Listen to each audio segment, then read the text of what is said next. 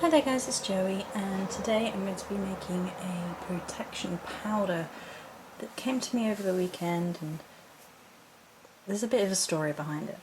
So this is eggshells crushed up.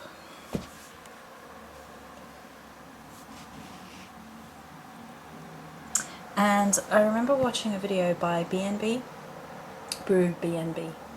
and quite some time ago about using crushed up eggshells in protection stuff, and I thought it was a fantastic idea, and I'd never really used eggshells before, and I sort of forgot about it after watching her video.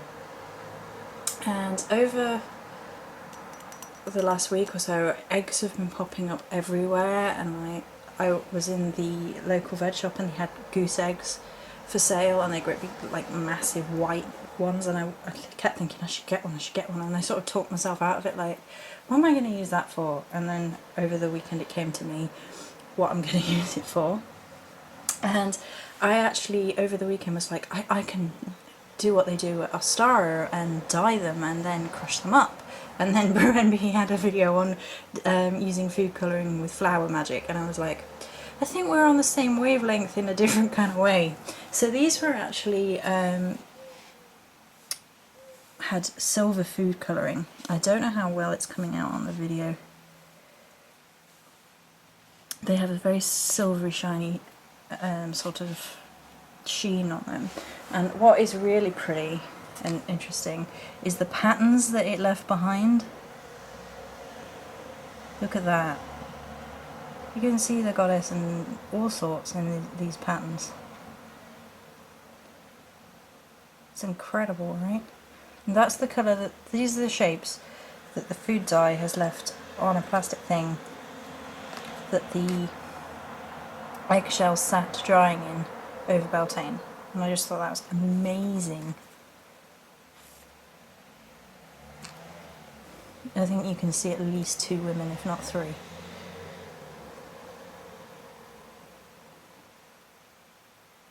Because I see one here, one dancing here, and sort of a third here.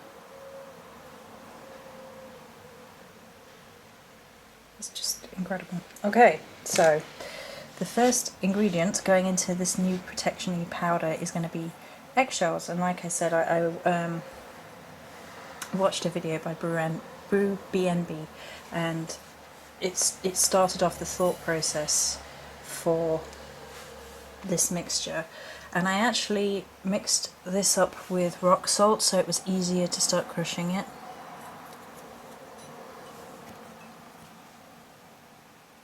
So that's the first thing going in there,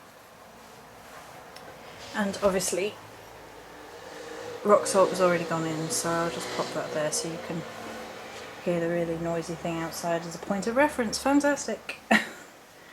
Okay, so I may stop and start this video just so it's easier for me, because I don't think I've got anything I can stand this on, unless I can stand it on that. Let's see.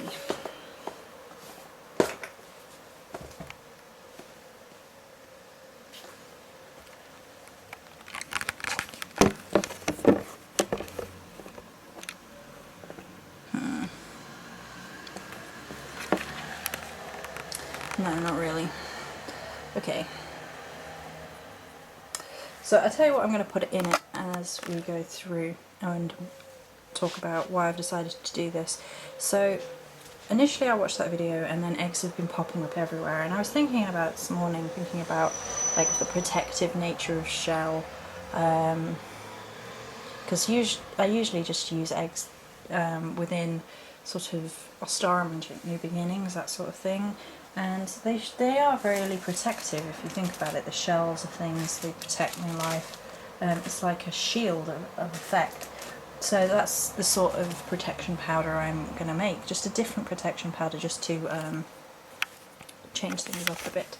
So I'm also going to add the lava sand that I got for Beltane. I mean, these were eggs that we used and eaten at Beltane as part of the Beltane celebrations with me and my partner, and this is the gorgeous lava sand, which was bought specifically for Beltane and has that really protective energy as well. And it has that sort of same energy, I think, as Eggshells. You know, it also has that fertility aspect, but it also has a really strong protection aspect. So I think it can all go in. There we go. I also have a spell in mind for this as well, and I will probably make a whole video on that afterwards. And that might be it for today. Rogue rose petal stuck to the side.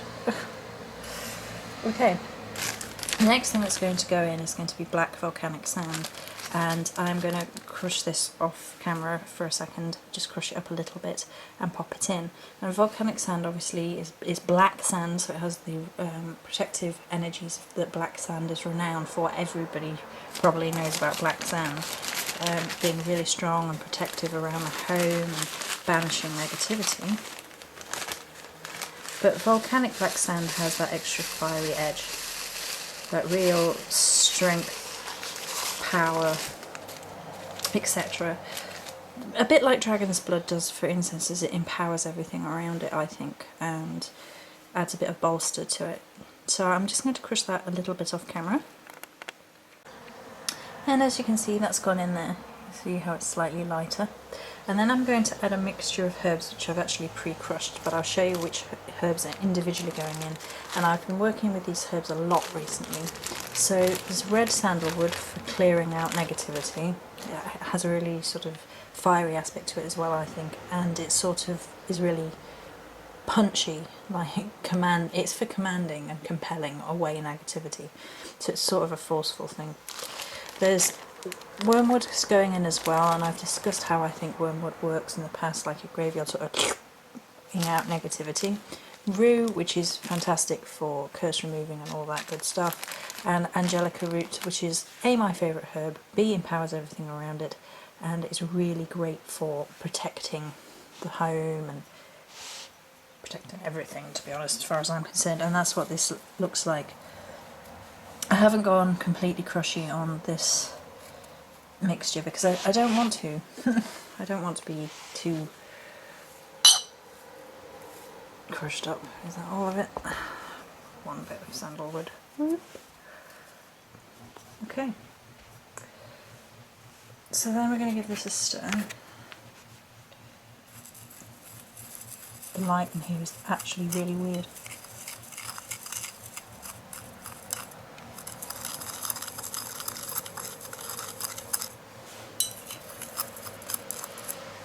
And for all the dark sand and things that went into it, it's not actually looking that dark at the end of it. There's a little bit.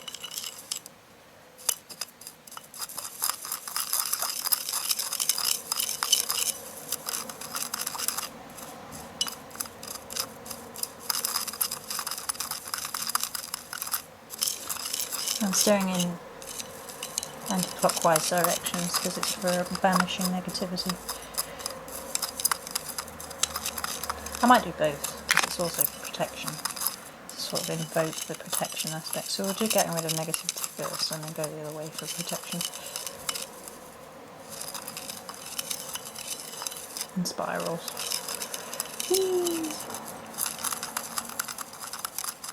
Let's go the other way for protection.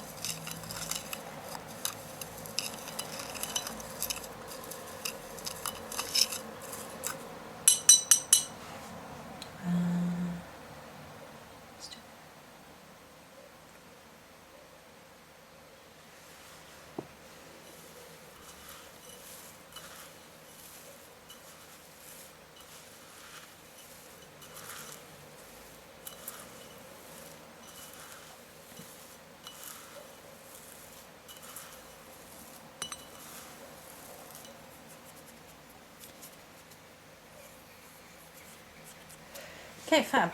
So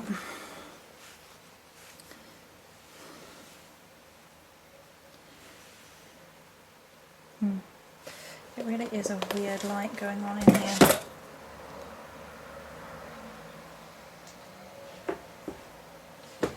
How are you over here? Are you going to show a bit? Yeah, there you go. See a bit better now how it actually looks.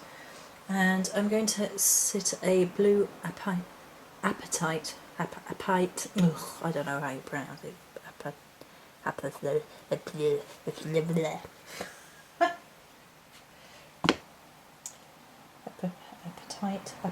I guess it's like that. It's a spiritual stone for clearing influence on the aura.